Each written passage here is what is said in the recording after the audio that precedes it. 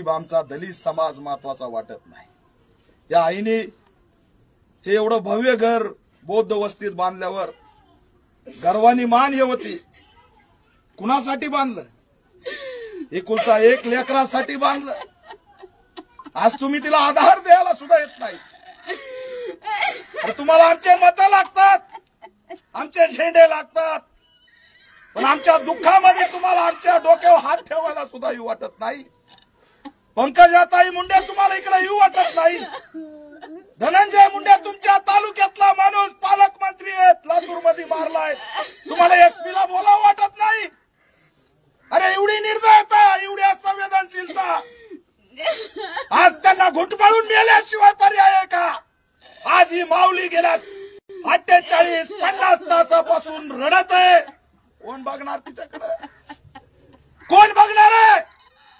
हे आमचं दुःख आहे, हा आक्रोश आहे। आणि बचाव बचाव करताय, कुणाला बचाव? अरे आम्ही मारायला लागलोय, आम्हाला रोज मारलं जातंय, आम्ही धोक्यात आहे। कुणी नाही आला।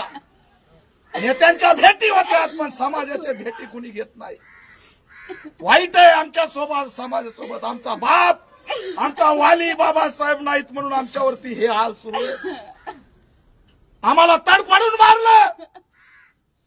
न्याय मागायला गेलो तर काय मिळालं? त्या हॉस्टेलमध्ये आई आणि नातेवाईक 36 तास त्या भीतीला टिकून उभं राहिले। आणि तुम्ही त्याच्यामध्ये पोस्टमॉर्टम करायला 3 दिवस लावता, कारण बॉडी सडली पाहिजे, पुराव्यामध्ये काही सापडलं नाही पाहिजे। आम्हाला कळत नाही काय करताय तुम्ही आमच्या सोबत, आम्हाला कळत नाही। बॉडी सडवायची मग पोस्टमॉर्टमला न्यायची। 36 तास तिथं आई रडत बसली, नाही दया आली।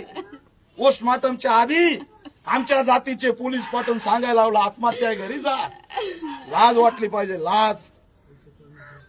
किती सहन करायचं? पीडितांना पैशाचं आम्हीच दाखवतो। अरे काय चाटणार ते पैशाला? आज मी 50 लाखाची कुटुंबाला मागणी करतोय, पण द्यायचे कुणाला?